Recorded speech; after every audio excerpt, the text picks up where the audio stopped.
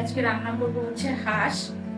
এখানে আমি হচ্ছে 2টা হাঁস নিয়েছি। হ্যাঁ, 2টা হাঁস নিয়ে আমি কেটে খুব সুন্দর করে বেছে পরিষ্কার করে নিয়েছি হাঁসগুলা। আমার যেমন পছন্দ আমি ওরকম পিসগুলো করে নিয়েছি। আমি একসাথে 2টা হাঁসই রান্না করবো আজকে। তো এখানে হচ্ছে আমি প্যানটা বসিয়েছি রান্নার জন্য। আমি প্রথমে দিয়ে দিব তেল। তেলটা একটু বেশি দিবেন কারণ এটা একটু ভুনা ভুনা হবে। আমি পেঁয়াজটা অনেকখানি দিব। এখানে পেঁয়াজটা প্রায় 1 কাপের মতো পেঁয়াজ।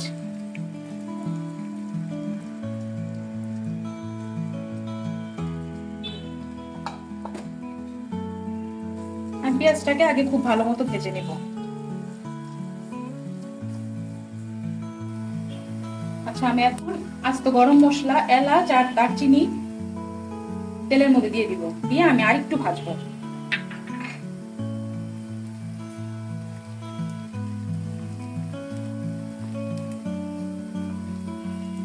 এলাচি আর দারচিনি ফ্লেভারটা ভালো আসবে, তাই না? একটু ভাজলে আমি মানে গুঁড়া গরম মশলা যেটা ওইটাও ব্যবহার করব, আবার আস্তটাও দিব। দুইটাই আমি দিচ্ছি।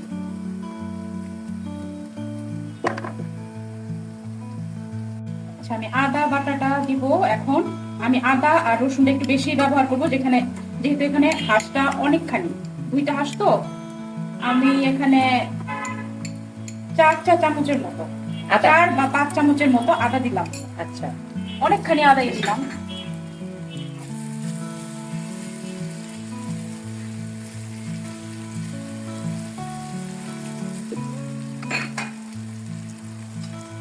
রসুনও একই পরিমাণে দিব।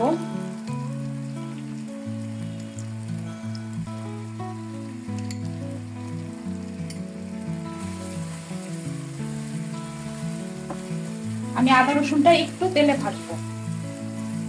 আচ্ছা, আমি টক দই দিচ্ছি এখানে 1/2 কাপের মতো। আর টক দইটা ফ্রিজে ছিল, আমি ওইটাই ওইভাবে দিয়ে দিচ্ছি। এটা গলে যাবে, সমস্যা নাই। 1/2 কাপের মতো না? হ্যাঁ, 1/2 কাপ টক দই দিয়ে দিলাম। আপনারা টক দইটা একটু গলায়া তারপরে ফেটে নিবেন, তাহলে ভালো হয়। আর না থাকলে এইভাবেও দেওয়া যায়, সমস্যা নাই। সময় বাঁচানোর জন্য দিয়ে দিলাম। আমি মরিচ গুঁড়া দিলাম 1.5 চা চামচের মতো।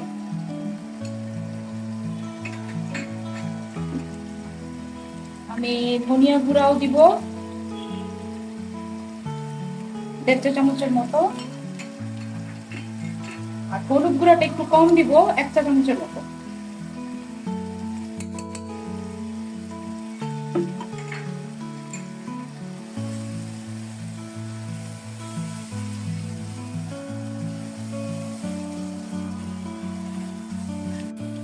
আমি 2 চা চামচের মতো লবণ দিয়ে দিলাম।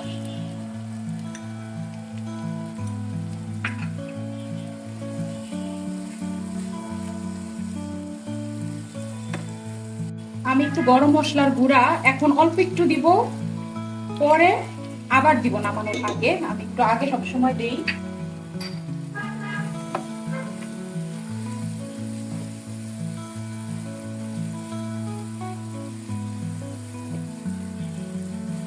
আমার মশলাটা কষানো হয়ে গেছে। আমি এখন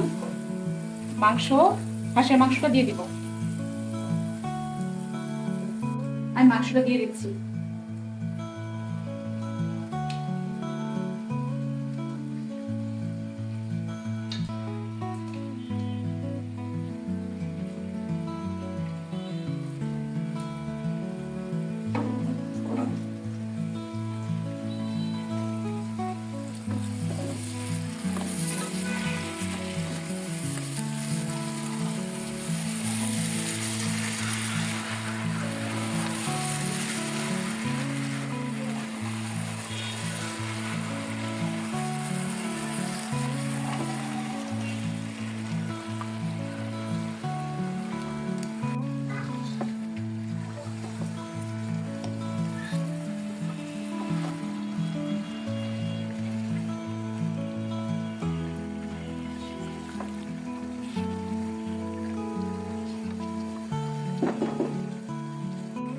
আমি 10 মিনিটের জন্য এটা ঢেকে দিলাম। 10 মিনিট পরে আমি দেখবো এটা কি অবস্থা।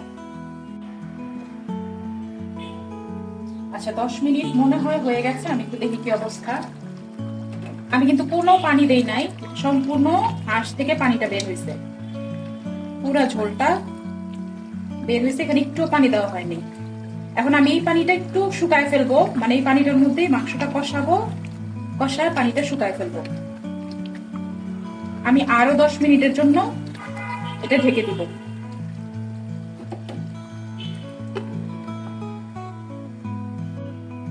আচ্ছা 10 মিনিট পরে দেখি কি অবস্থা।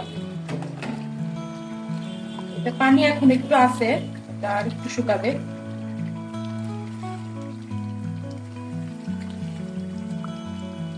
কষানোর পরে কি তুমি একটু পানি দিবে এটাতে, একটু ঝোল? যদি পানিটা শুকায় যায় তাহলে আমি একটু পানি অ্যাড করতে পারি। লাস্টে দেখি আগে কি অবস্থায় পানিটা কতটুকু শুকায়। আমি আবারও 10 মিনিটের জন্য এটা ঢেকে দেব।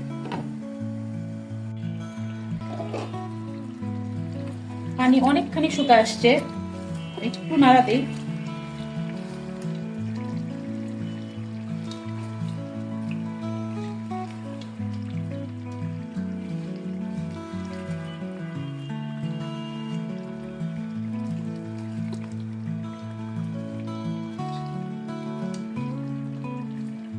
আচ্ছা আমি এখানে অল্প একটু পানি দিব, আমি কিন্তু আগে আর পানি দেই নাই, এটাই প্রথম।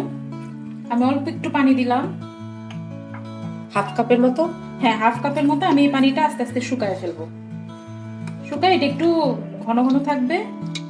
আর আমি একটু জিরার গুঁড়া দিয়ে দিচ্ছি, একটু আগেই দেই, তাহলে জিরার গুঁড়াটা একটু হবে, অল্প একটু দিলাম। পরে কি আবার জিরার গুঁড়া অ্যাড করবে? আর নামানোর আগে দেওয়া একটু যায়, দিবে, আচ্ছা। অনেকে একদম নামানোর আগে দেয়, আমি একটু আগে দেওয়া পছন্দ করি, কারণ এটা একটু মানে রান্না হয়, তাহলে জিরার খুব বেশি স্ট্রং গন্ধটা থাকে না। আচ্ছা এখন এটা আমি কষতে দিব আরো 10 মিনিট।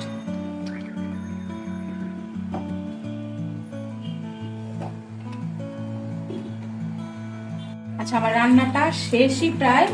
আমি জাস্ট শুধু নামানোর আগে 5-6টা কাঁচামরিচ আর একটু গরম মশলার গুঁড়া, আমি জাস্ট ফ্লেভারের জন্য একটু ছিটাই দিব।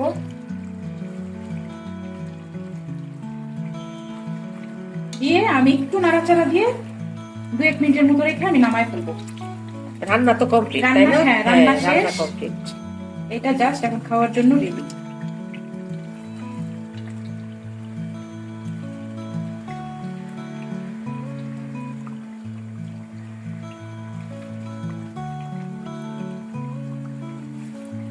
দু 3 মিনিট ঢাকা দিলেই হয়ে যাবে, তাই না? হ্যাঁ 2 মিনিটের মতো আমি নামাই ফেলবো। আচ্ছা আমি এখন এটা বাটির মধ্যে দেখো আমাদের মাংসটা বাহ, একদম পারফেক্ট, হ্যাঁ, তেলে তেলে একদম ভুনা ভুনা। সুন্দর হয়েছে, আচ্ছা, আমি স্মেলটা অনেক ভালো আসছে।